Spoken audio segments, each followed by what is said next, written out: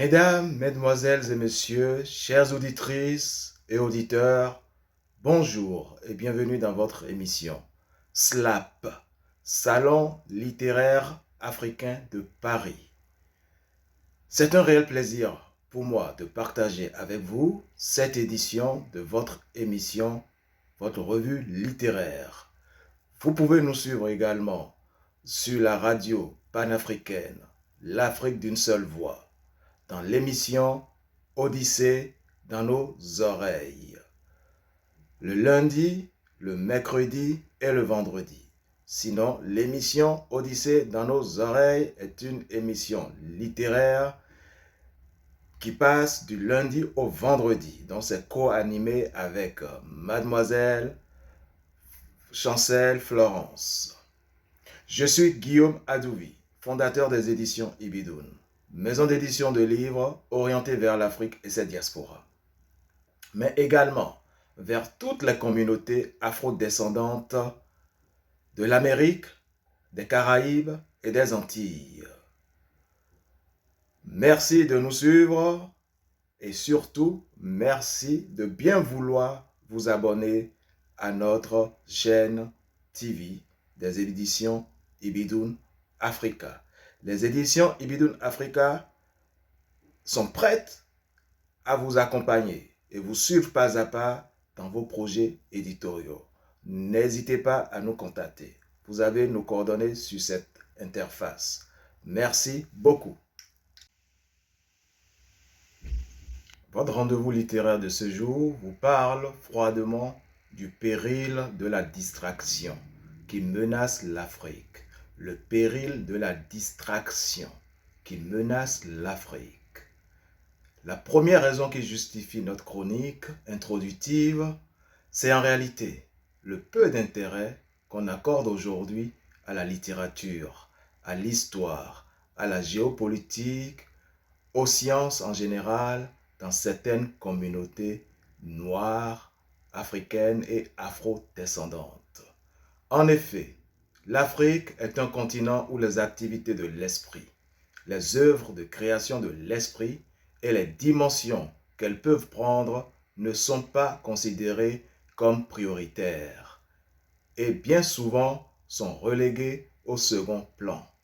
Et pourtant, il faut en parler, même froidement, car la poésie, par exemple, fait partie des disciplines d'enseignement scolaire et universitaire. Autrefois, sa maîtrise assurait la maîtrise de l'écriture en particulier et de la pensée en général. La littérature est aujourd'hui le parent pauvre de la culture de l'Africain, au profit de la musique et autres distractions et bavadages communément appelés sur les réseaux sociaux le paflotage ou le béret, qui dénotent même des froufrous d'antan. L'enseignement, la littérature et l'esprit critique chez certains Africains tendent à s'amenuiser au profit de la musique, écoutée, elle, à longueur de journée avec outrance, à fond les décibels, à cause surtout de sa capacité de bruitage, sans doute. Les choses du savoir, on s'en désintéresse totalement. Et malgré le nombre croissant des œuvres littéraires et scientifiques, la population l'ignore car certains médias ont abandonné de soutenir la culture dite élitiste, la seule pourtant priorisée par l'éducation scolaire, l'éducation nationale est reconnue dans le concert des nations comme source de savoir et de progrès scientifiques et technologiques, pouvant déboucher sur de grandes inventions utiles à l'humanité tout entière. Tout le reste, surtout la musique, est local car autochtone et dépend des pays ou des régions. Lorsqu'elles sont délivrées ces notes de musique dans des langues vernaculaires. L'Afrique gagnerait donc à se lancer plutôt dans la course au brevet d'invention ou autres concepts à forte valeur ajoutée. Mais devons-nous considérer que le sort de l'écrit intéresse très peu dans un monde à tradition orale tel que l'espace culturel africain. Non, non et non, car nos aînés nous ont montré la voie avec la Négro-Renaissance ou Harlem Renaissance et tout proche de nous, dans notre espace culturel africain francophone, la négritude. Oui, qu'ils vous souviennent, la négritude. Toutes les luttes d'indépendance ont été inspirées, menées et gagnées grâce à l'apport des intellectuels, pas par l'apport des musiciens, ni des danseurs, ni autres ambianceurs. Sinon, l'Afrique du Sud de l'immense Peter Abrahams aurait été libérée sous l'apartheid par le Savrouka ou le Zuluka, cher à Johnny Clegg et ses copains. Mais qu'ils nous souviennent aussi que la grande Myriam Makeba, appelée Mama Africa, attirait déjà l'attention de la communauté internationale sur les exactions sous l'apartheid contre son peuple dans son pays, l'Afrique du Sud. Oui, sinon, certains pays de la région ouest africaine, tels que le Burkina Faso, le Niger, le Bénin, le Togo et la Côte d'Ivoire, aujourd'hui en proie au terrorisme qui dévore et grignote leur territoire, auraient été également libérés parce qu'on y constate la même surexposition musicale, la musique à outrance. Sinon, la RDC, la République démocratique du Congo, serait déjà libérée grâce au ndombolo, rythme avec lequel elle colonise musicalement toute l'Afrique. Elle aurait déjà été libérée, la République démocratique du Congo, des incursions ou violations flagrantes et des escarmouches sur son territoire orchestrées par ses voisins immédiats qui la pillent allègrement et violentent ses populations. Ce que nous dénonçons énergiquement, car ce sont là des comportements d'État voyous que l'ensemble de la communauté internationale devra considérer comme tels et dénoncer et condamner avec la dernière énergie. Il faut que cet état de fait cesse immédiatement pour permettre à la RDC de jouir de la paix, la quiétude et de jouir de ses richesses en toute souveraineté. Nous sommes tous conscients donc qu'il faut alerter, mobiliser, éduquer, instruire et outiller nos populations contre ces types d'envahisseurs étrangers et des prévaricateurs locaux à la solde des pays déstabilisateurs. Nous sommes également conscients que c'est là où nous donnent rendez-vous les autres. Et ce rendez-vous, nous devons nous mobiliser nos populations pour répondre présent dans les choses du savoir. Les arts du savoir constituent une arme plus importante et plus utile pour l'instruction des couches populaires et contre l'ignorance que les arts de la distraction, tels que la musique ou la danse, qui sont tout aussi utiles pour adoucir les mœurs, dit-on. Et d'ailleurs, au temps de nos ancêtres, les messages les plus précieux étaient délivrés grâce au tam-tam et autres tambours sacrés. Cependant, la littérature ou la poésie orale, pour ce qui est de sa réception, est en pleine régénérescence sur le continent africain notamment. Mieux, elle est inhérente à la réalité selon le principe de reformulation permanente qui caractérise l'oralité, source première du savoir en Afrique.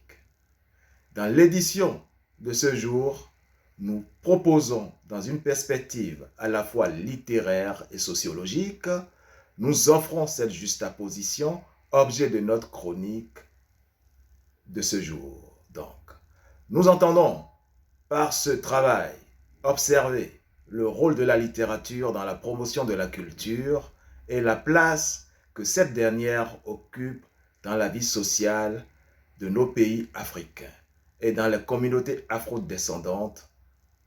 Aussi, dans l'émission de notre revue SLAP, Salon littéraire africain de Paris, mais également dans l'émission de notre autre émission littéraire, Odyssée dans nos oreilles, de la radio L'Afrique d'une seule voix, notre partenaire, nous privilégions, surtout votre serviteur, les faits littéraires, car ils sont premiers. Et surtout, les faits de la pensée, car la pensée est en mouvement, en soubassement de toute idéologie, doctrine ou religion, etc. Parce que les faits littéraires se manifestent en solidarité avec les courants politiques du moment, les idéologies ambiantes du moment, les courants philosophiques du moment, les courants musicaux du moment, les données religieuses et spirituelles du moment. Tout cela dans des rapports inégaux, bien sûr. Nous rappelons avec forte conviction ce que c'est que la négritude. Elle est considérée comme la poésie écrite francophone de la première génération. Elle est la négritude née en pleine crise sociale, politique, identitaire, surtout dans un contexte de colonisation. Et elle appelait à la décolonisation totale. Elle est donc apparue dans le tourbillon de l'histoire et a germé dans les ruines des cités et des cultures de nos peuples africains et occidentaux, français et belges et britanniques, les anciens empires. Elle fut la négritude nourrie par les violences suscitées par cette crise. Ce fut toutefois un courant homogène du point de vue thématique, idéologique et esthétique, ce qui est tout le contraire de la période qui lui succéda. Tant l'orientation libertaire est l'une de ses caractéristiques, malheureusement. Mais la négritude a vécu. Qu'est-ce que la poésie africaine de la deuxième génération? Mais d'abord, quand a-t-elle commencé la littérature africaine de la deuxième génération? Faut-il parler d'une poésie écrite post-négritudienne quand les formes d'écriture comme les thèmes de la première génération se retrouvent au sein de la seconde qui a connu son éclosion dans les années 1970? Mais pourquoi nous dit-on que le précurseur de cette génération, cette seconde génération, est Chikaya Yutamsi, celui qui parle au nom du pays, pour le pays, Yutamsi en congolais. Yutamsi qui s'est pourtant signalé dans les années 1950. Mais le poète congolais n'est pas considéré comme le seul pionnier. On lui associe Kamara Lai, Ferdinand Oyono, Paulin Joachim, Mongo Betty, Charles Nokan et autres, sans oublier René Despestre, qui eux aussi se sont illustrés comme les éclaireurs en la matière. Je vais à présent vous lire un texte. Je cite, j'ouvre les guillemets. J'ai rendez-vous avec mes tout premiers horizons, dans les savanes sèches, comme des acrimonies de vieilles femmes. J'ai rendez-vous avec l'aïeul, aux côtes en cascade, pour lui voler la sagesse antique. Sur la vieille souche aux contes, à la cour des mystères, au fond des forêts, dans la nuée incendiée des lucioles. Fin de citation. Je ferme les guillemets. Ce texte est de Paulin Joachim. Paulin Joachim, à qui nous consacrons la seconde partie de notre étude de ce jour, après cette chronique introductive dénommée « Le péril de la distraction qui menace l'Afrique ». Paulin Joachim ou Paulin Joachim Kokou Branco de Souza, fait partie des descendants d'anciens esclaves africains, emmenés au Brésil et revenus s'installer dans le golfe de Guinée, au milieu du 19e siècle, où ils forment, en lien avec le commerce triangulaire, la traite transatlantique ou traite négrière, puis avec l'administration coloniale, une communauté instruite et prospère dont le membre le plus influent est Don Francisco Félix de Souza, dit Tchatcha de Souza, et dont sont issus nombre d'intellectuels dahoméens et togolais. Paulin Joachim est descendant de Don Félix Francisco de Souza, un métis afro-brésilien qui était le vice-roi du royaume de Dahomey et reconnu comme tel dans la colonie du Dahomey. Nous entendons colonie du Dahomey. Qu'est-ce que c'est? Nous parlons ici bien évidemment de la notion de colonie qui vient à la suite de la conquête coloniale française, car le Dahomey était un État souverain. Les établissements du Bénin qui étaient rattachés à la colonie du Sénégal depuis juillet 1886 deviennent une colonie autonome en 1893, avant de prendre le nom de colonie du Dahomey et dépendance par un décret du 22 juin 1894. L'extension du nom de Dahomey, qui ne désignait à l'origine que le royaume du Dahomey, le royaume du Dahomey, en langue fongbe, Dahomey, à l'ensemble de la colonie répondait à la fois à une volonté de justification et de glorification d'une conquête relativement difficile. Ce n'était pas facile pour le colon français. Le Dahomey n'était pas son gâteau à croquer, tout en évitant de possibles amalgames avec les territoires du royaume du Bénin. Le royaume du Bénin fut institué en 1150 jusqu'en 1897. C'était des territoires annexés par les Britanniques au sud-ouest de l'actuel Nigeria. La nouvelle colonie ne perd son autonomie qu'en 1904, lors de son incorporation à l'Afrique occidentale française, l'AOF. Le 1er août 1960, le Dahomey est indépendant et devient la République du Dahomey. Il est renommé République populaire du Bénin le 30 novembre 1975, pendant la période révolutionnaire. À la fin du régime marxiste-léniniste, en 1990, grâce à la Conférence nationale souveraine, le nom de Bénin est conservé et tout le reste fut rejeté. C'était le début du renouveau démocratique au Bénin. Un vent de renouveau démocratique qui souffra aussi sur tout le continent noir. Et ce vent venait de Cotonou, au Bénin. A connu d'autres sorts dans les autres pays. Le Zaïre, le Congo, le Togo, le Niger, le Cameroun, le Gabon, non pas le Gabon, mais le Gabon avait initié une espèce de dialogue aussi qui n'avait pas bien abouti. Revenons maintenant à Paulin Joachim.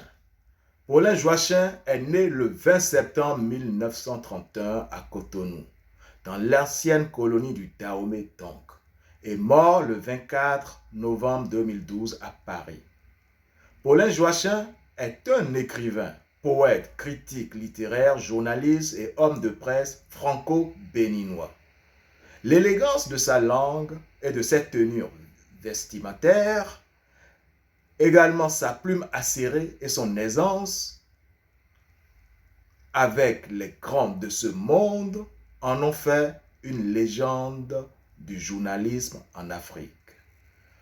Paulin Joachim est le plus gabonais des Béninois, ou le plus béninois des Gabonais. Son père s'installe à Libreville alors qu'il est encore adolescent. Grand lecteur, passionné par la presse, Paulin fréquente des cercles littéraires. Catholique convaincu, il fait la connaissance du prêtre écrivain André Rapondant Walker, qui lui ouvre les portes de sa bibliothèque et le prit sous ses ailes. André Rapondant Walker, pour ceux qui ne le savent pas, est une personnalité civile gabonaise. Pour moi, c'est la plus illustre et célèbre personnalité aussi bien à l'intérieur qu'à l'extérieur du Gabon, au Vatican et au plan international. C'est le bantou le plus célèbre, après Kikiribi, le pygmée, qui donna son nom à la ville côtière du Cameroun, Kribi. André Rapondant Walker est né à Libreville en 1871, de père anglais et de mère gabonaise. C'est un métis. C'était un religieux. Oui, Monseigneur André Rapondant, s'il vous plaît. Il apprit l'anglais à l'âge de 4 ans, mais dès l'âge de 5 ans, de retour au Gabon, il est confronté aux langues vernaculaires et au français. Prêtre à 28 ans, il est affecté à Sindara, au milieu de 6 ethnies différentes, parlant de différentes langues. Il s'est alors découvert un don spécial pour les langues et les sciences. Doué d'une mémoire prodigieuse, il assimile plus de 25 idiomes et en parle couramment une dizaine. Un génie. Monseigneur André Rapondant Walker est auteur de nombreuses œuvres littéraires de plusieurs genres littéraires.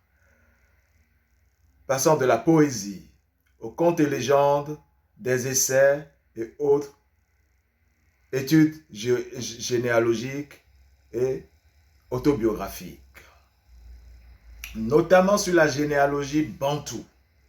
C'était un spécialiste. Une personnalité africaine de premier plan qui plus a traversé le siècle. Monseigneur André Rapondant Walker est décédé presque centenaire le 11 décembre 1968.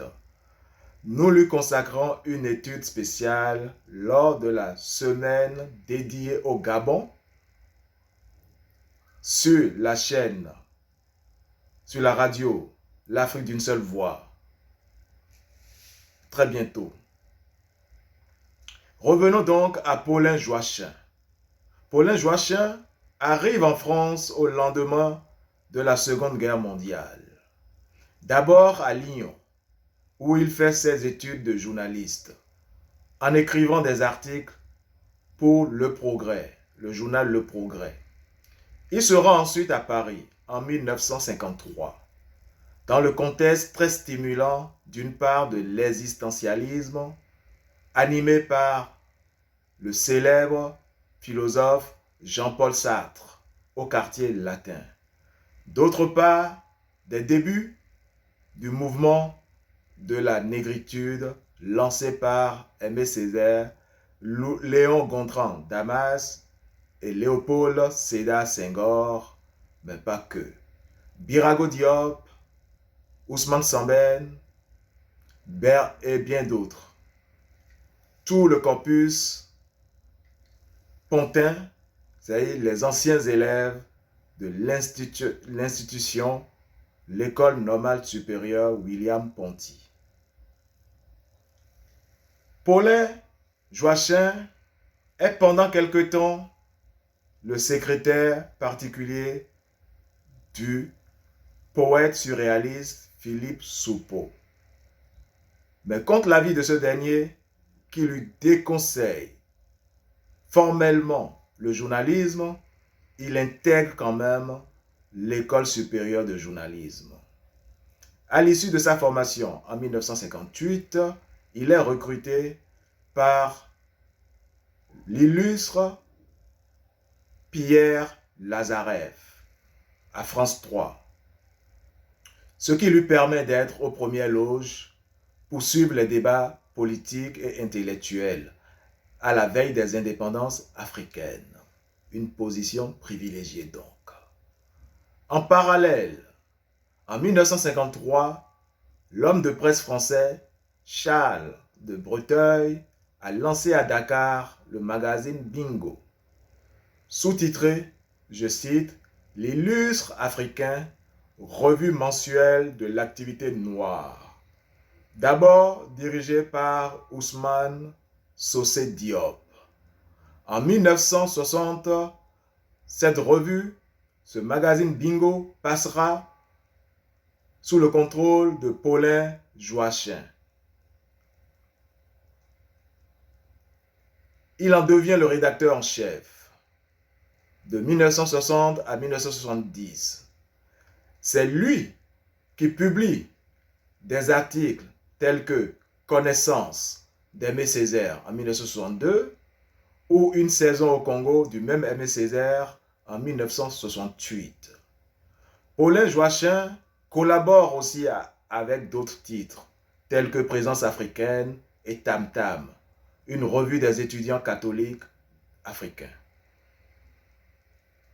En mars 1971, Paulin Joachim lance une autre périodique à Abidjan, Décennie 2, sous-titré, je cite, « Le magazine illustré de l'Afrique moderne », qu'il dirige jusqu'en 1980.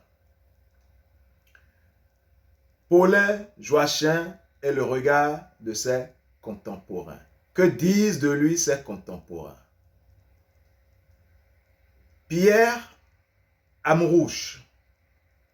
Pierre Amrouche est un écrivain et antiquaire français spécialiste en art africain, art primitif et art populaire. C'est un fin connaisseur du Dahomey, pays d'origine de Paulin Joachim. Comme je le rappelais, Paulin Joachim n'a pas grandi au Dahomey, dans son pays natal, mais au Gabon. Pierre Amrouche dira de lui dans son œuvre, je cite, « Paulin Joachim, un Africain d'autrefois », 1931-2012, publié dans la revue Présence africaine en 2013, dans son édition, dans ses numéros 187 et 188. Je cite Pierre Amrouche. J'ai eu la chance de rencontrer Paulin Joachim à Paris, il y a environ 10 ans. Le destin avait fait que nous ne nous étions pas rencontrés plus tôt. Quand tout de nos goûts et de nos origines auraient dû nous réunir bien avant. Une bizarrerie du destin qui ajoute du prix aux rencontres tardives. J'avais presque 60 ans et lui 70 ans ou un peu plus. J'avais sillonné l'Afrique depuis l'adolescence et le quartier latin. Et lui, de même, plus que tout autre. Et pourtant, signe parmi les signes, c'est seulement à la rue des Écoles que nous nous sommes vus pour la première fois, sous les auspices de Présence africaine, notre maison d'édition commune.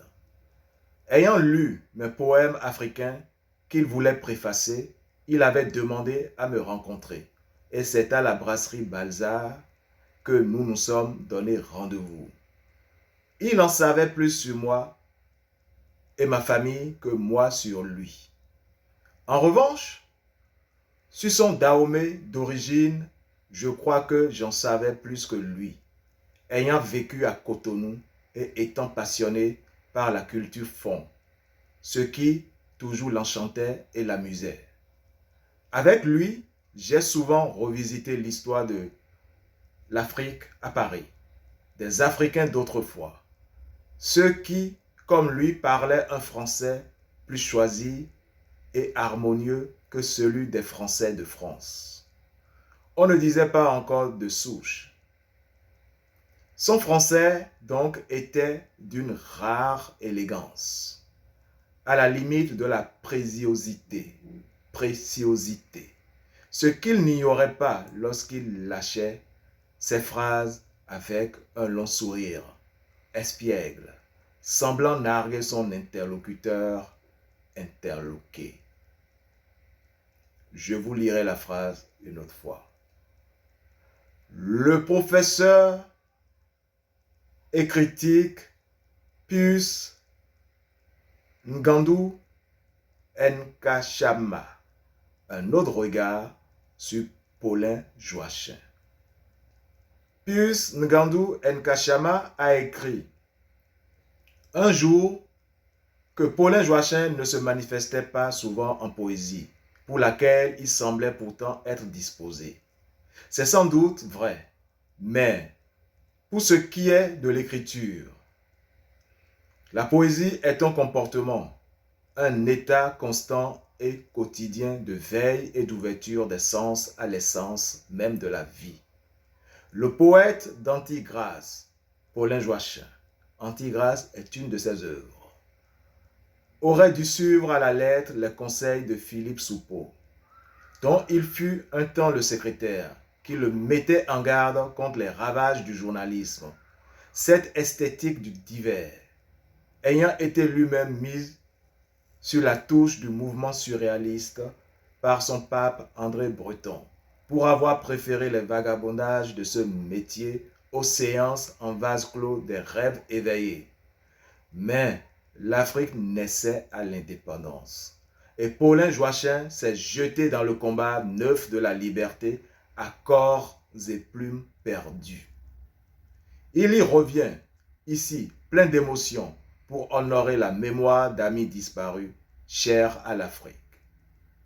Ibrahima Baba Kake, Basile Kossou, Iwiwe Kala Lobe, etc. et célébrer la geste africaine à travers les cris de ses grands-fils. Aimé Césaire, Léopold Sédar Senghor, Léon Gontran Damas, Jacques Rabemanadjara, le Malgache, Alioune Diop, Ousmane Sambène, Birago Diop et autres. Fin de citation. Paulin Joachim vit à Paris pendant les dernières années de sa vie et avait renoué avec sa philosophie existentialiste.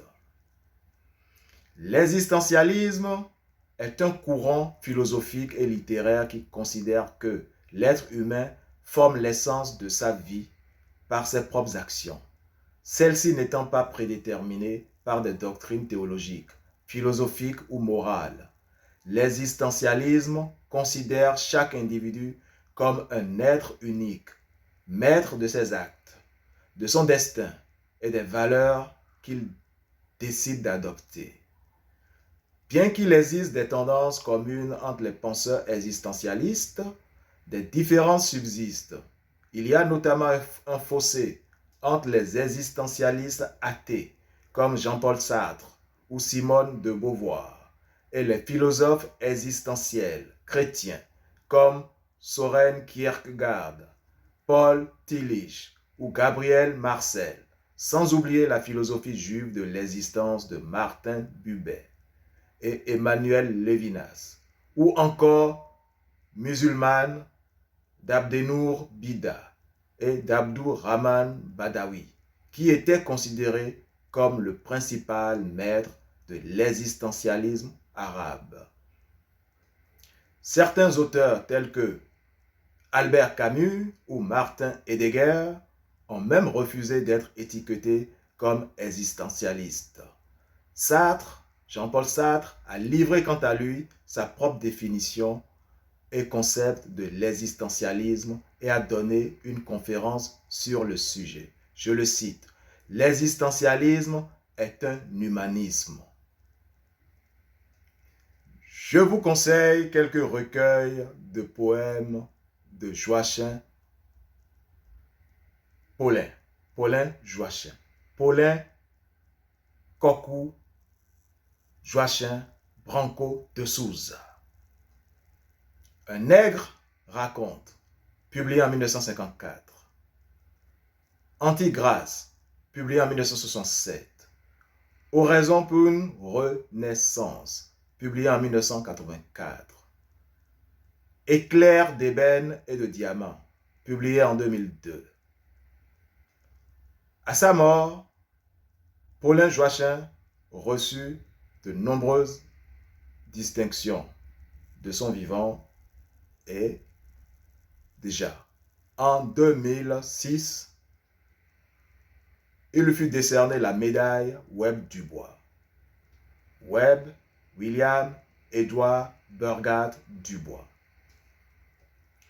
Chères auditrices et chers auditeurs, mesdames, mesdemoiselles et messieurs, ainsi s'achève notre édition de ce jour. Je vous donne rendez-vous pour une nouvelle édition de SLAP, Salon littéraire africain de Paris.